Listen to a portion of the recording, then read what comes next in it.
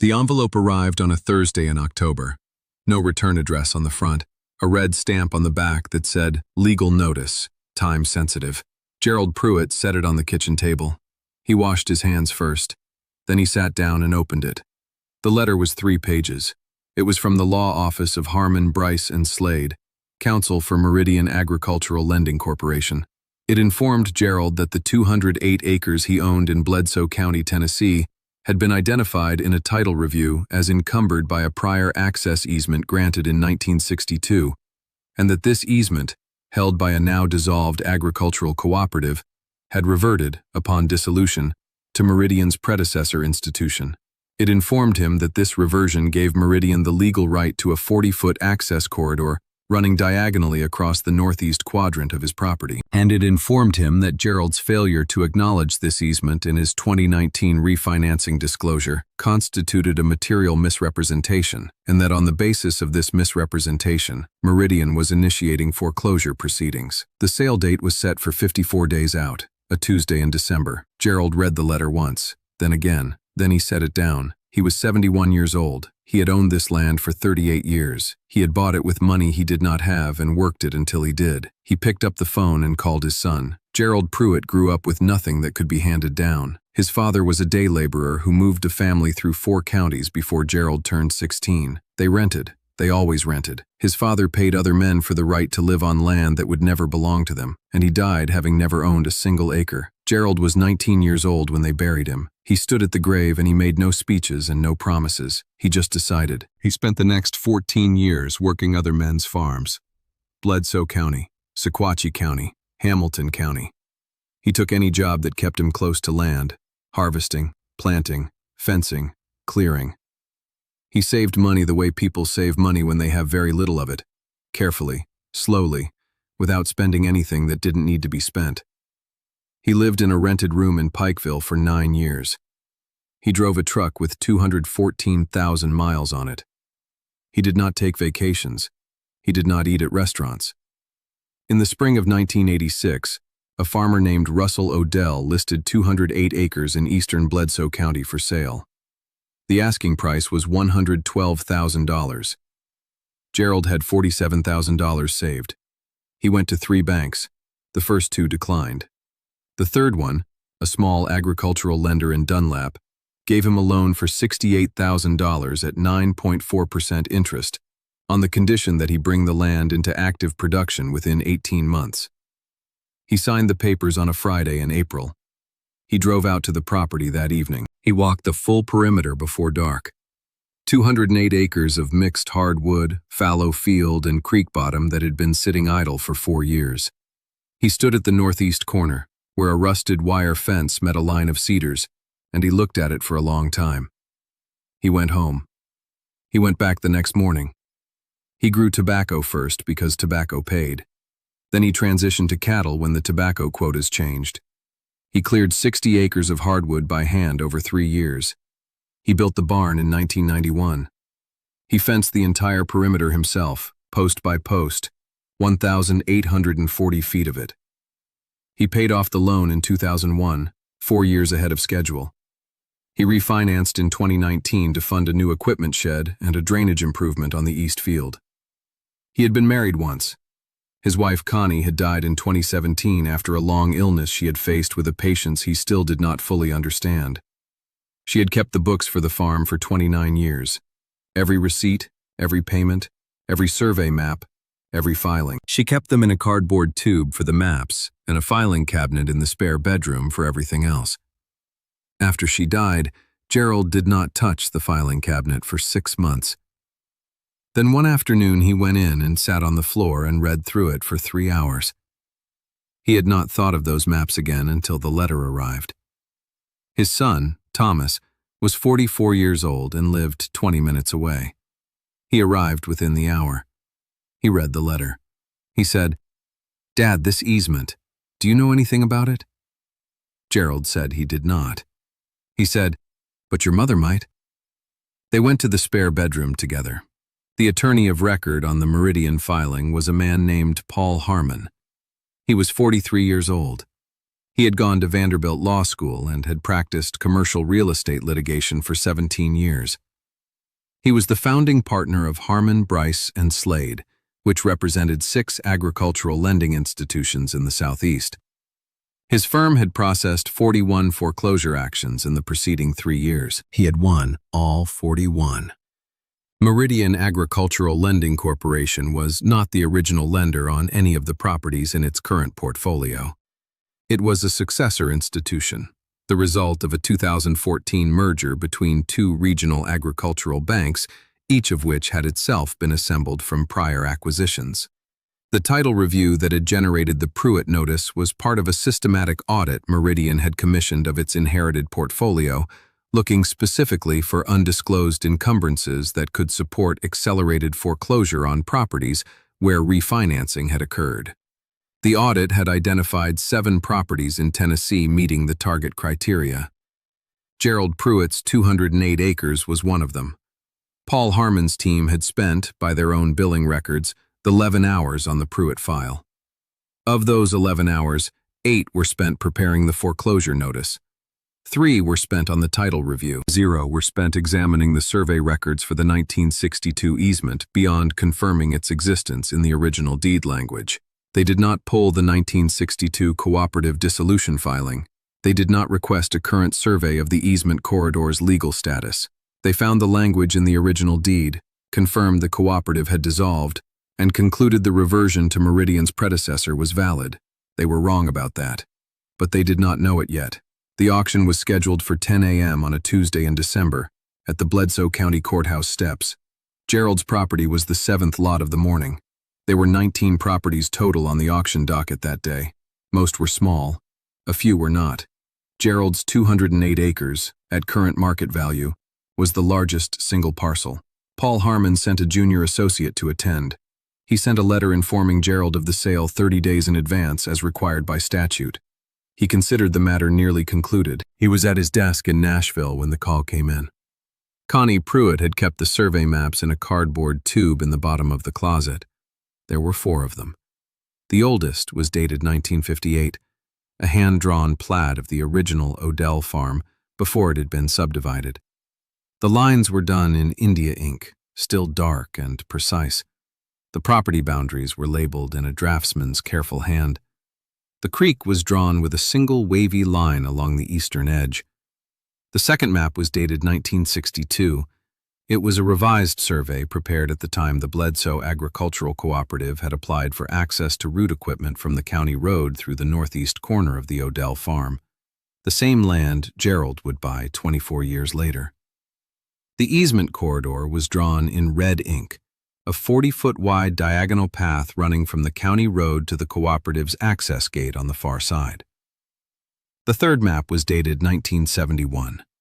This was the one. It was the map Connie had found, or had been given, Gerald did not know which, and had placed in the tube without labeling it. It was also hand-drawn, but done by a different hand, neater, more precise. A licensed surveyor's notation in the bottom right corner. Hargrove Land Survey, Dunlap, Tennessee, September 1971. This map showed the same northeast corridor, but it also showed something else. A notation, handwritten in pencil along the edge of the easement corridor. Cooperative access terminated per recorded instrument BCA-1971-0044. Easement extinguished. See County Recorder. The Bledsoe Agricultural Cooperative had not simply dissolved, it had formally terminated its easement rights 9 years before it dissolved. It had filed an instrument with the county recorder in 1971, extinguishing the access rights voluntarily. The easement Meridian was claiming had been legally dead for 52 years. Connie had known. She had found the map, or someone had given it to her, and she had put it in the tube. Thomas unrolled the third map on the kitchen table. He read the penciled notation. He looked at his father. Gerald looked at the map for a long time. Thomas said, "Mom knew." Gerald did not answer. He reached out and put one finger on the notation, lightly, the way you touch something old. They called an attorney. Her name was Beverly Oates. She was 61 years old and had practiced property law in Bledsoe County for 33 years. She arrived the following morning. She unrolled the map herself. She found the notation. She looked at the surveyor's reference number, BCA-1971-0044. She drove to the county recorder's office that afternoon. The instrument was in the archive. A single typed page, signed by the cooperative's chairman, notarized and filed on October 3, 1971. Bledsoe County Archive, instrument number BCA-1971-0044. It said, in plain language, that the Bledsoe Agricultural Cooperative hereby relinquished and extinguished all access easement rights to the property then held by Russell Odell, said relinquishment to be permanent and binding on all successors. Beverly called Gerald from the parking lot. She said, "They filed a foreclosure on the basis of an easement that was legally extinguished 52 years ago. Their own title chain should have shown this filing if they had looked." She paused. She said, "They didn't look far enough." Gerald's lawyer had filed a motion to halt the auction with the Bledsoe County Circuit Court the following week. The motion was accompanied by certified copies of the 1971 instrument and the 1971 survey map. The court denied the emergency halt. Insufficient time to review, the judge noted, but entered a notation in the record that the matter was under dispute. The auction would proceed as scheduled. Gerald would have to stop it himself. Beverly told him what to do. She explained it precisely. She told him exactly when to stand and exactly what to say. She told him to bring the map and to keep it rolled until he was standing. He said, "Will it work?" She said, "The law says it has to. Whether the auctioneer follows the law in the moment is a different question." The auction began at 10 a.m. on a Tuesday in December. The courthouse steps in Pikeville were cold. A dozen people stood on the steps and the sidewalk below. Bidders, attorneys, a few people there to watch. The auctioneer was a man named Cal Whitford. He had run county auctions in Bledsoe for 22 years. He wore a canvas jacket and held a clipboard and spoke quickly. He worked through the first 6 lots in 40 minutes. Small parcels, modest amounts. The bidders were quiet and businesslike. Gerald arrived at 9:51. Thomas was beside him. Gerald wore his good coat and his boots. He carried the cardboard tube under his arm. He said nothing. He stood near the back. Paul Harmon's associate, a young man named Garrett, 28 years old, with a briefcase and no visible concern, stood to the right of the auctioneer and watched. At 10:42, Cal Whitford looked at his clipboard and called the 7th lot. He read the parcel number. He read the acreage, 208 acres. He read the minimum bid. He looked up. Gerald Pruitt stood up. He said, "I am the property owner. I am disputing this sale on the basis of a legally defective claim. I have documentation. I am asking this proceeding to stop." Cal Whitford stopped. He looked at Gerald. He looked at Garrett. Garrett was already on his phone. Gerald walked forward, slowly. He did not hurry. He set the cardboard tube on the auctioneer's folding table and unrolled the 1971 survey map with both hands. He did not explain it.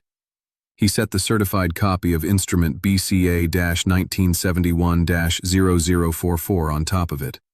He said, "The easement this foreclosure is based on was extinguished in 1971.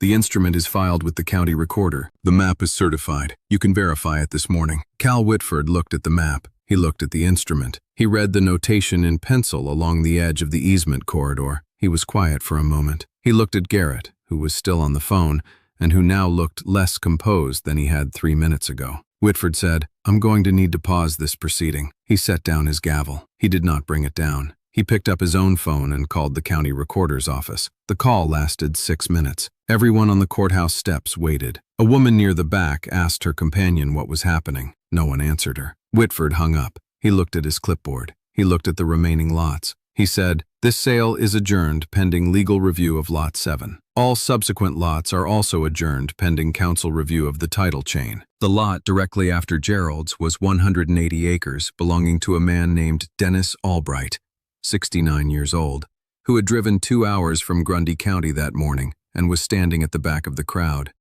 Dennis had received the same type of letter, same law firm, same claim structure, different property, same type of easement language. The lot after that was 94 acres. The owner was not present. She had not known to come. Paul Harmon was in his Nashville office when Garrett called. The call lasted 9 minutes. Harmon asked one question. Did anyone pull the 1971 instrument from the county archive during the title review? Garrett did not answer immediately. Harmon already knew. Within 48 hours, Beverly Oates received a letter from Harmon, Bryce, and Slade, formally withdrawing the foreclosure action against Gerald Pruitt. The letter cited a title review error. It did not use the word mistake.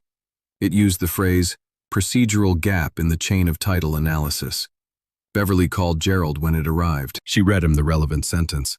He said, "What does that mean?" She said, "It means they didn't look, and they know it."